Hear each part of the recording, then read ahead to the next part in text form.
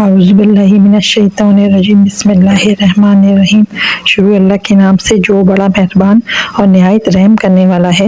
تمام تعریفیں اسی کے لیے ہیں جو تمام جہانوں کا پیدا کرنے والا اور مالک ہے، اور لاکھوں کروڑوں درود و سلام حضرت محمد صلی اللہ علیہ وآلہ وسلم پر۔ السلام علیکم ورحمۃ اللہ وبرکاتہ۔ آج کا ہمارا عنوان ہے ہمیشہ جوان رہنے کا فارمولا، جو کہ صرف ایک لفظ سے، جی ہاں، اب یہ خواب نہیں بلکہ حقیقت بننے جا رہا ہے۔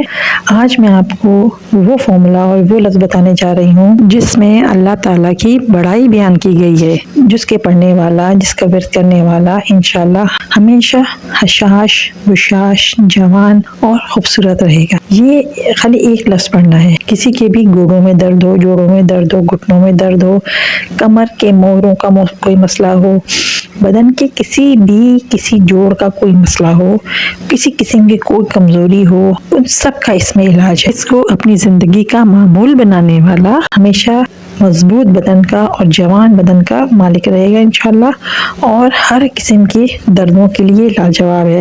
ایک بہن نے کینیڈا میں وہ رہتی ہیں، انہوں نے اپنا واقعہ شیئر کیا کہ اس وظیفے کی برکت سے وہ 65 سال کی ہیں۔ وہ ان کا جو اپارٹمنٹ ہے وہ 3rd فلور میں ہے، اور وہ سیڑھیاں چڑھنی پڑتی ہیں، تو سٹیئرز کی وجہ سے ان کی جو جوڑ ہیں بہت درد کرتے تھے۔ تو کہتے جب سے میں نے یہ وظیفہ شروع کیا ہے تو کہتی ماشاءاللہ ماشاءاللہ میں ایسے اوپر نیچے ہوتی ہوں جیسے کوئی 30 سال کی لڑکی ہوتی ہے۔ تو کہتی مجھے بالکل احساس ہی نہیں ہوتا کہ میں سٹیئرز چڑھ رہی ہوں اور اتر رہی ہوں۔ یہ 30 سال کی ایج کا افیکٹ آ رہا ہوتا ہے میری باڈی پہ۔ جو اس دعا کا اہتمام کرے گا اللہ پاک اسے ہر قسم کی معذوری سے محفوظ رکھیں گے انشاءاللہ تعالی، جب تک کہ وہ حیات رہے گا۔ اس کے دوران پڑھنا ہے اس کو، اور نماز کے بعد بھی چلتے پھرتے پڑھنا ہے اس کو۔ جن کے جوڑ دکھتے ہوں، کمزور ہوں، یا ان کے لیے بہت ہی مفید عمل ہے۔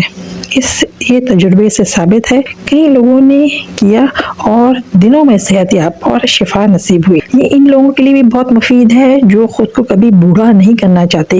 آج کل کی دور میں ہر بندہ یہ چاہتا ہے کہ میں جوان دکھوں، جوان رہوں، اور سدا جوان اور طاقتور رہنا چاہتا ہے۔ لوگ لاکھوں روپے اپنے ٹریٹمنٹس پہ لگاتے ہیں، عورتیں اپنے جلد کے امراض، بدن کے امراض، ہر چیز میں اپنے پیسہ لاکھوں روپے لگا رہی ہوتی ہیں۔ اسی طرح ہمارے مرد حضرات بھی ایسے ہی لاکھوں روپے اپنی صحت اور تندرستی پہ لگا رہے ہوتے ہیں۔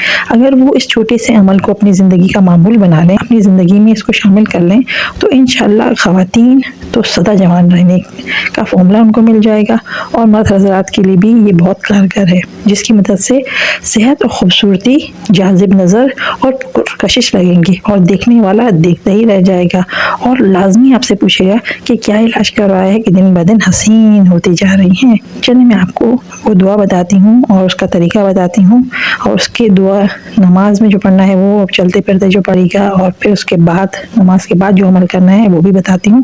اس لیے پورا سنیں تاکہ مکمل فائدہ اٹھا سکیں اور صحیح پورا اس وظیفے سے، اس عمل سے مستفید ہو سکیں۔ یہ مستند وظیفہ ہے، یہ مستند عمل ہے، یہ کوئی آج کل کا عمل نہیں بلکہ صدیوں پرانا ہے، اور لاکھوں لوگوں نے تجربہ کیا ہے اور بہت فائدہ اٹھایا ہے۔ اچھا، نماز جب آپ پڑھتے ہیں تو نماز کے دوران رکوع کے بعد جب آپ کھڑے ہوتے ہیں اور سمیع اللہ لمن حمیدہ ربنا لک الحمد جب آپ پڑھتے ہیں تو آپ نے پڑھنا ہے اللہ پاک کی پیارا نام حمدن کثیرن طیبا مبارکن فی، پھر سجدے میں جانا ہے، اور باقی نماز بھی اسی طرح پڑھنی ہے کہ ہر مرتبہ رکوع کے بعد اللہ پاک کے پیارے نام حمدن کثیرن طیبا مبارکن فی پڑھنا ہے، ٹھیک ہے۔